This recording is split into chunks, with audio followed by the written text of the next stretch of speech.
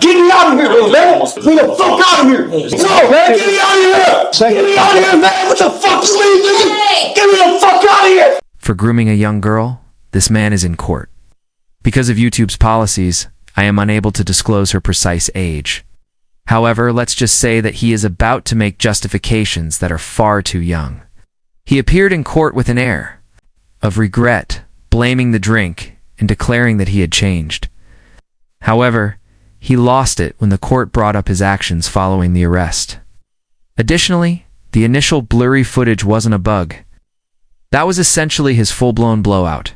Soon, you'll witness the complete meltdown. Let's get started and observe. First and foremost, I'd like to apologize to the courts for appearing before them today. I'd like to apologize to the victim in this case. I'm not going to use alcohol or drugs as an excuse for anything. However, alcohol was a main factor in this case.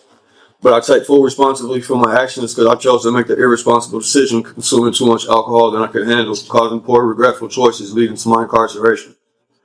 I've read the police reports and feel ashamed, embarrassed, and hurt because that's not the person I am.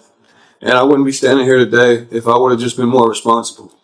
I have 4 younger children that I've let down because of being locked away from them, missing out on watching them grow. Having to deal with that is a heartache alone. The only thing I can do now is work on myself while incarcerated, take advantage of all programs they offer, and become a better man and a better father, and not give up doing so.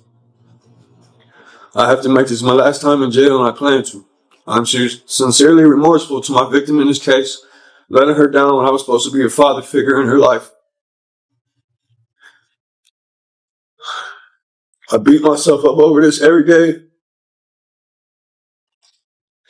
Over this, wishing I could take it all back. I just hope she grow up in life and leave this in the past, and that it doesn't affect her future.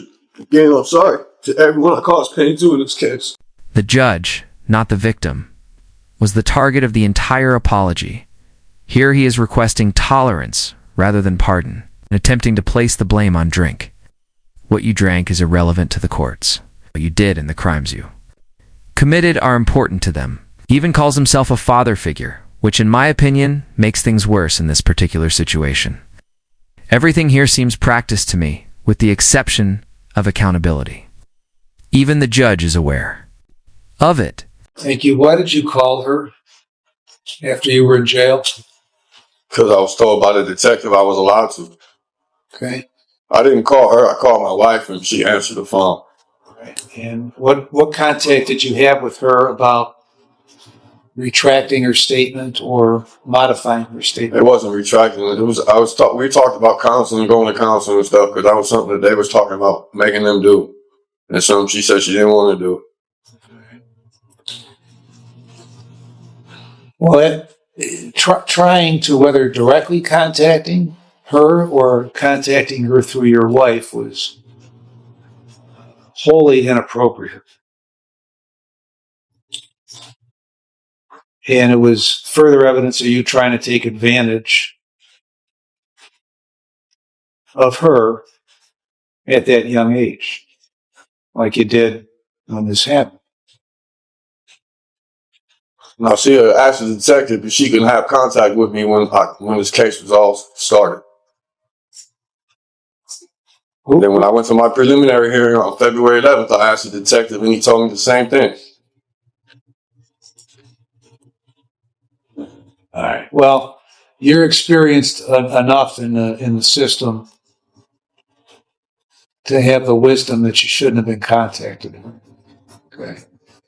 In talking to her, having about anything having to do with this case. So you've in your statement you say you apologize to her, but then in the pre-sentence report you talk about how you don't believe you did everything you're accused of doing and wanted to take this to trial. What's that all about? I don't remember exactly what I said, Your Honor, but what I was saying was I don't have recollection of what happened the night of. So I wasn't admitting to, I don't know what happened. At this point, he's on a tightrope, attempting to avoid giving information while acknowledging guilt. That isn't regret. It's positioning. You give the court the impression that you are defending yourself and avoiding responsibility for what? transpired the moment you say you don't remember. And that's essentially enough to negate any prior goodwill you may have gained with the judge in a case this serious. And after listening to sentencing mode, I'm fairly certain the judge just lost it. He's not going light either. So did you or didn't you do this stuff? Yes. And I got to tell you, it doesn't get much worse than this kind of stuff. I understand. And I would note in the record that in 2009 or 2010, you were sent to prison on a burglary, released on judicial release, and then returned to prison after a violation of the judicial release.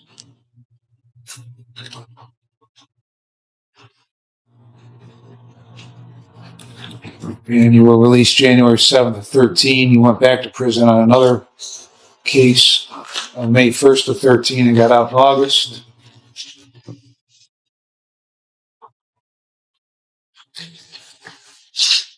Went to prison on an attempted burglary, trespass in a habitation, breaking and entering, June 23 of 16 through August 5 of 18.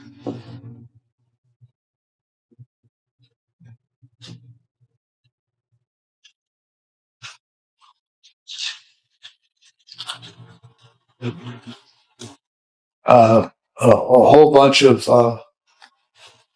theft offenses between that last prison sentence and where you are today. So you've had a lifetime of criminal activity, but none worse than what has occurred here. So I've reviewed the pre-sentence report and a victim impact statement. I've considered what you have said, what counsel has said, and I've also considered that they've made a joint recommendation of 96 months in prison.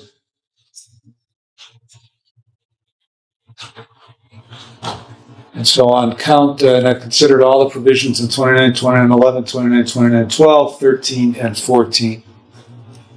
In consideration of all that, on count 5, I'm going to sentence you to a term of 60 months.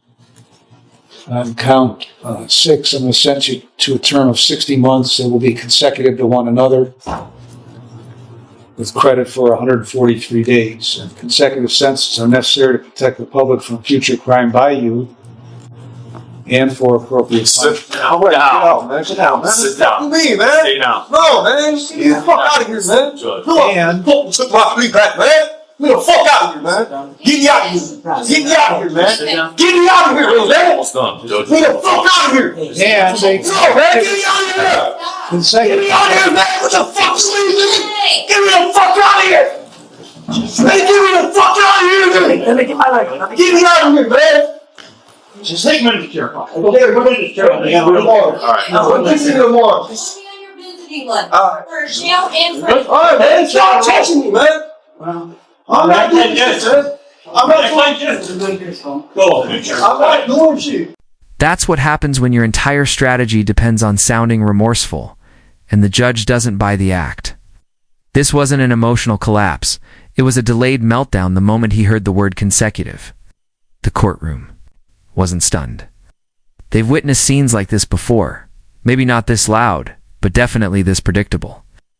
For someone who spent the whole hearing crafting a careful image, he unraveled pretty quickly. It's messy. It's tragic. But honestly, it's the reason judges don't hand out leniency for theatrics. They don't sentence based on tears. They sentence based on history, patterns, behavior, consistency.